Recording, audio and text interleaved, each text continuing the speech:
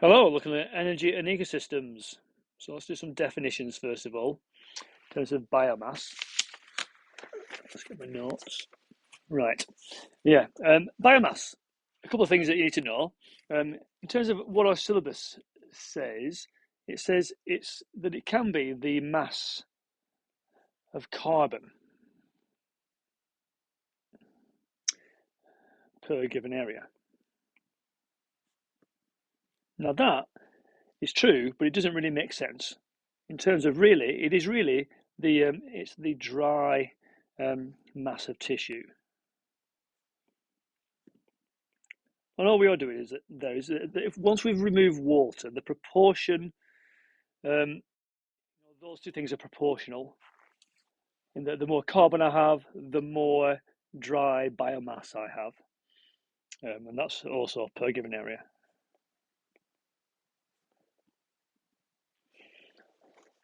So yeah, we always have to talk about biomass in terms of per given area. And note this is energy in ecosystems, and biomass isn't energy. It is a a store of energy. Next, we've got gross primary productivity, or GPP, and this is as soon as it's productivity, we are dealing with energy. If you're productive, you do a lot of work, and energy are kind of like related. Energy, yeah, and this is just in products of photosynthesis, mainly glucose.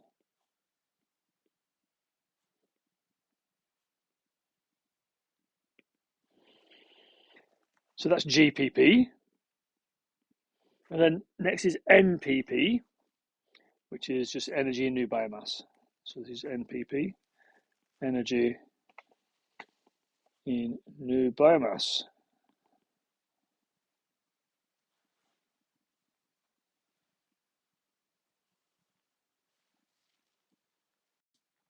So yeah, just be careful with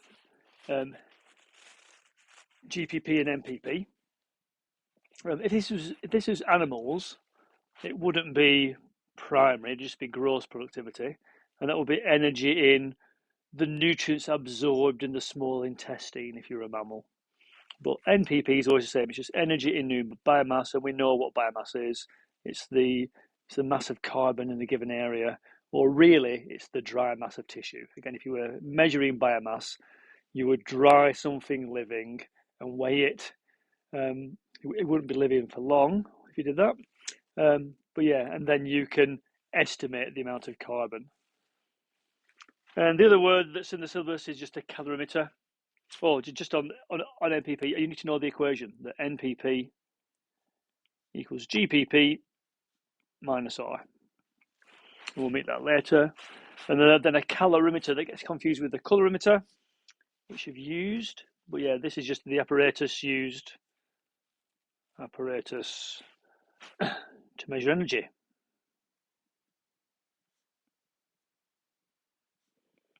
And biomass. It needs to be dry. Next is just the units that we measure energy in ecosystems. Just budge this slightly. So yeah, so we need to know that the energy is measured in kilojoules per hectare per year, or any measure of energy, kilojoules, in any area, and can be volume as well. And per year, it tends to be per year, but another time period may be appropriate. So kilojoules, this is just what energy is. Yeah, it's the unit of energy. The joule, but it's so small, is the joule that we tend to use kilojoules. Hectare, this is an area. Okay. The reason why we give it per a certain area is that so you can compare different sized areas. I can compare my garden to the rainforest. Compare different size areas. And just be careful with hectare, because hectare is an area. Yeah, I know I could write that it's kilojoules per meter squared as well. So see how I've got a -1 on hectare, because a hectare is an area, it's 10,000 meters squared. And here per meter squared, I have to have -2. So yeah, so that's per hectare, that's per meter squared. So yeah, be careful with what a hectare is. Again, a hectare is just 10,000 meters squared, like 100 meters by 100 meters. And then it's per year. We need a time period. Yeah, so it's per year. And why is it per year? It's because of seasonal effects. Yeah, so it's to take account of seasonal effects. Obviously, there's a lot more growth happening at this time of the year. I am in late April. Yeah, of seasonal change. So obviously, like a hectare of grass is going to be more productive next month than it is this month, because it's going to warm up and there's more light intensity, longer days, etc. as we get into later spring. And then we've got a calorimeter here, and they will tend to do this. This is a past paper question. Explain how two features of the calorimeter shown in the diagram will enable valid measurements of the total energy released. I can't use the thermometer. So yeah, as I go around the diagram, there's my thermometer, I can't use that. Sample holder, well, that's just a sample holder. Water, air, stirrer. And I can talk about the stirrer, the air, or the water. So what can I say about the stirrer? Well, it distributes heat. So the stirrer, yeah, distributes heat. Distributes heat. It's going to get hot near the sample because it's going to get set on fire or combusted, and therefore it's going to be hot around there. And I want that heat to be spread evenly to the thermometer. Air is an insulator, therefore less heat loss. Again, if it was if the heat was just lost, it wouldn't be recorded accurately. And water, and this is the one that's we need to know about water. Well, it's got a high specific heat capacity.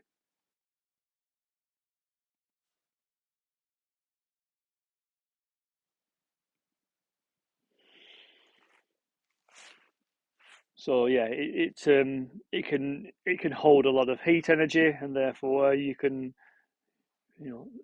record high energy changes. And then we get to the classic, lots of numbers in a question. So I've got 2 grams. This is where I tend to get my highlighter pen or circle it. I'm going to circle it because it's faster in an exam. I've got 2 grams of sample. We're fully combusting a calorimeter. The volume of water was 100 centimeters cubed. It's gone onto the line a bit, sorry. The increase in temperature was 15.7 degrees C. 4.18 joules of energy are needed to increase the temperature of 1 centimeter cube by 1 degree C. Use information calculated to calculate the energy per kilojoule per gram of biomass.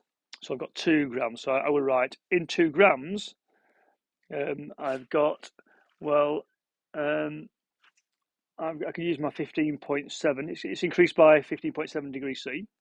So the rise in temperature is 15.7 degrees C. For every degree C rise, it will go up by 4.18 joules. So I can multiply by 4.18. And that's for 1 centimeter cubed. I've got 100 centimeter cubed. So I've used my 100, I've used my 4.18, and I've used my temperature rise, and I've used my 2 grams, and I've used my 1 centimeter cubed as well, really, because I'm just saying that's why I have to multiply by 100 because I've got 100 times more. So in 2 grams, I've got 4, 5, 6. It's not 4 at all. Sorry.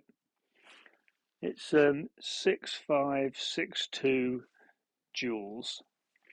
And that's in 2 grams. So in 1 gram, well, it's going to be half that. And it needs to be in kilojoules. So yeah, it's 3.3 small k, big J. People tend to find this easy. Given 2 grams, knowing that you just have to halve it to get to the value, everyone's happy with that. When if I said instead of 2 grams, I've got 0.73 grams, how much is in a gram, then people find it trickier. And if you think, if I've been given 0.73 grams and I've worked out that I've got 6,562 joules in a gram, well, I just multiply by 0.73 because I expect a lower number, and I can find out how much is in 0.73 of a gram. Or if I've got 0.7, if I've worked out the energy in 0.73 grams, then I just divide by 0.73 to get to the energy in a gram. Number 3. So we've got the classic energy transfer, sunlight to zebra in a grass ecosystem. So I've got all these percentages of how much goes from the sunlight to vegetation, respiration, feces and urine and new tissue. Use a diagram to calculate the percentages of sunlight energy that will be transferred into the feces. The zebra give you answer to 3 sig fig. So, well, let's start with, I'm going to start with 100% coming in. So sunlight, I've got 100%. And then only 2.1% of that goes into vegetation. So that's 0.021. If I just multiply by that, I get what percentage of the sunlight ends up in the vegetation. Then multiply by 0.127. So find out how much of that remaining energy gets into the zebra. And then multiply by 0.582 to find out what proportion of what gets in the zebra gets into the feces and urine. And that comes in at 0.155%.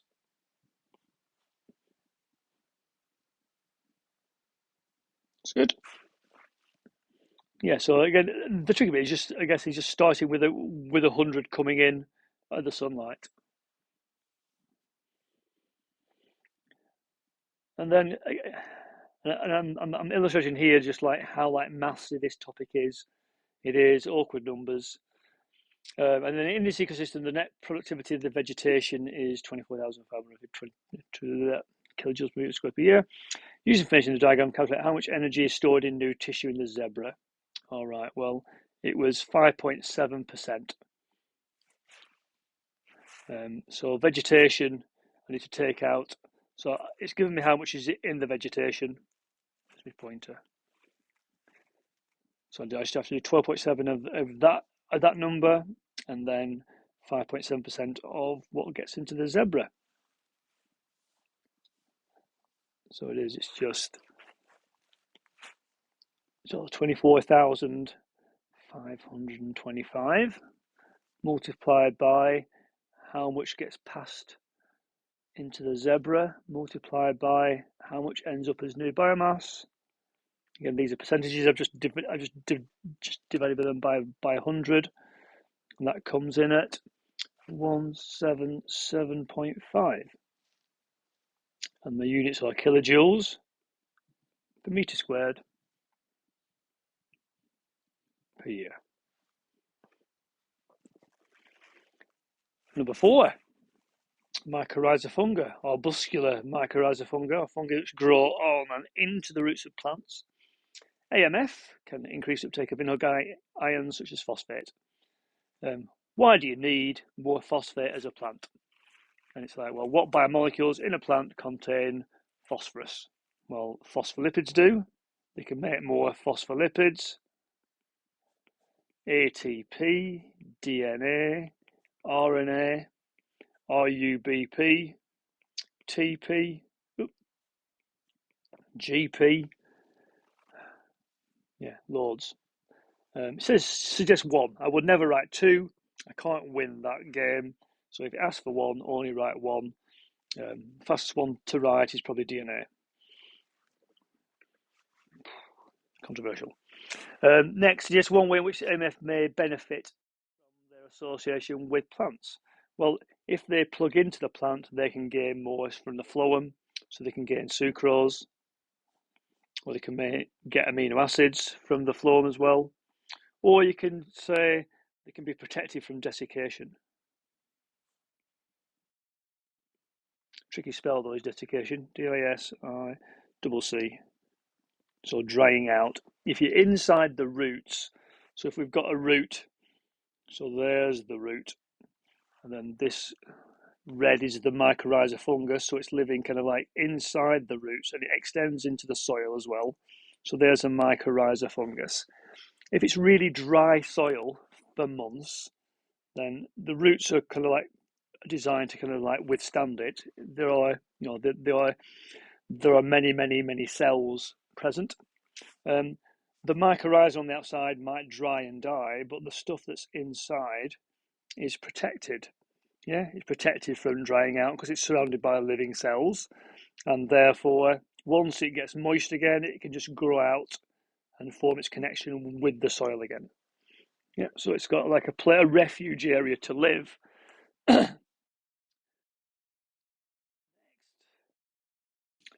So yeah, lots of data. Remember, make sure you understand the data. So we're going to investigate the effects of AMF, this mycorrhiza fungus, productivity of plant community in a grassland when growing in stroke on soil containing different phosphate concentrations. So we're changing phosphate concentration. The scientists set up identical plots of prairie grass soil containing seeds of the plant species found in the ecosystem. They're the different AMF species and different concentration of phosphates to particular plots. Control plots without AMF species were also set up. Right, so that's what I'm going to compare everything to, my control. After 20 weeks, the scientists determined there's a number there. Well, why they said 20, that's important. After 20, they determined the biomass of each plot, and they're shown in the graph. So we've got a log to the base E of shoot biomass. Right, that's unusual. But yeah, a bigger number is still more biomass. So we've got normal phosphate concentration and like double phosphate concentration. And then I've got my control plant here in grey. That increases, more phosphates, plants grow better. That makes sense. That one's increased slightly as well. However, so that's this AMF species. So that mycorrhiza fungus has had a increasing effect. That one it's decreased though, and my darkest one has increased. So let's see what the questions are.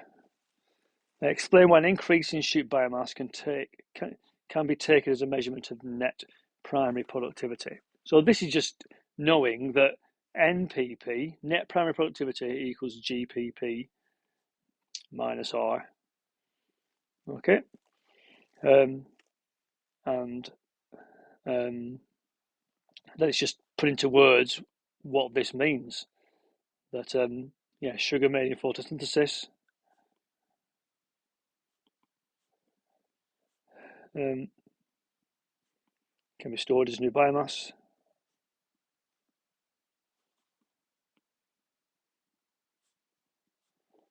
Or used in respiration.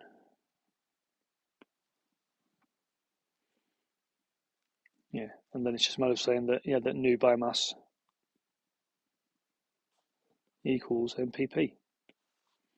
Bit of a strange question. And D, use the data from the graph. Input, so evaluate, right? Command words evaluate. So I need to give reasons for and against the effect on the plant productivity by adding MS species and adding phosphate to the soil. So all I have to do now is basically,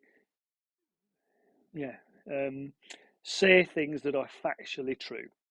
Okay, so my control experiment increased its productivity, and so did two of the other mycorrhiza fungus.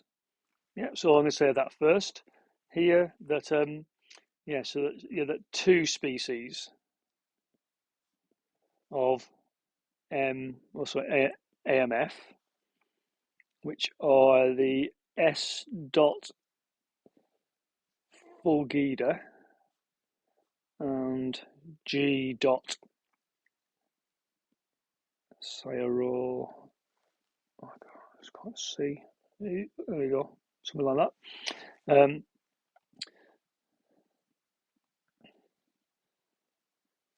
2 species of AMF increase biomass.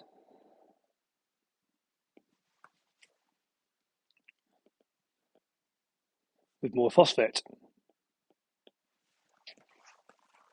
Say that, and then I can point out that one doesn't. Yeah, and then one species does not cause increase. Again, I'll write its name. Again, that saves time as well. I don't need to write out its entire name. These are the binomials of those fungi. You can just take the genus name, give it a capital letter, well, yeah, like it has, put a full stop, and then just put the species name afterwards. It saves a bit of time. So so all I have to do is say things that are correct. I would point out the one that had the most increase as well. Yeah, so the G, the one that's a nightmare to say and write out has had the biggest increase. Yeah, it increased more than the control. Yeah, so I would say that as well. Yeah, so all I'm doing is saying things from the graph that are true. However, I've circled 20 before. I'm doing a year 13 paper, so you can also say however. Yeah, there's no stats test. Stats test shown. Therefore, ensure on significance.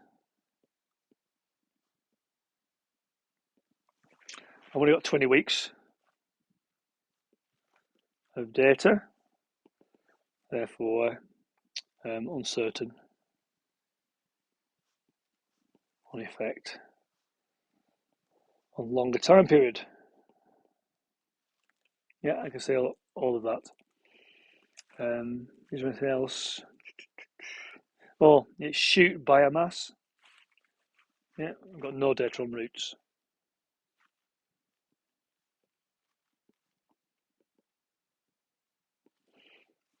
Again, you can just criticise anything that you see. You can criticise, but on a year 13 paper, which is the one that you're doing, if they present you with any data whatsoever, criticise the lack of statistics if they haven't got any. And if you're planning an experiment, make sure that you do step 9, carry out a stats test.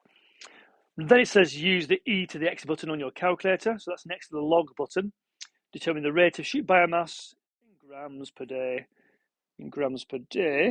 Because this is in. This is shoot biomass after 20 weeks. Yeah, so I'm gonna be using the 20 again. For normal phosphate concentration control plot. So I read across here, I'd get a bit of leeway. I think that's at 2.4. So I'm going to type in to my calculator E, and then it comes up. I press that button, and then it lets me type in the 2.4. I type in 2.4, press equals, and that comes in at 11.02.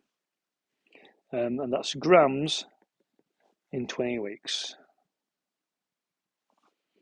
If I got that wrong, but I did a correct conversion next, I'd still get marks, but in 20 weeks. So 11.02, I need to divide by 20 to get into 1 week, and it needs to be per day, and there's 7 days in a week. So I need to divide by 20 times 7, which comes in at 0.08 grams per day. Super. So hopefully there was something there that was useful. Again, there's not a lot to learn. It just tends to be awkward data that you have to deal with.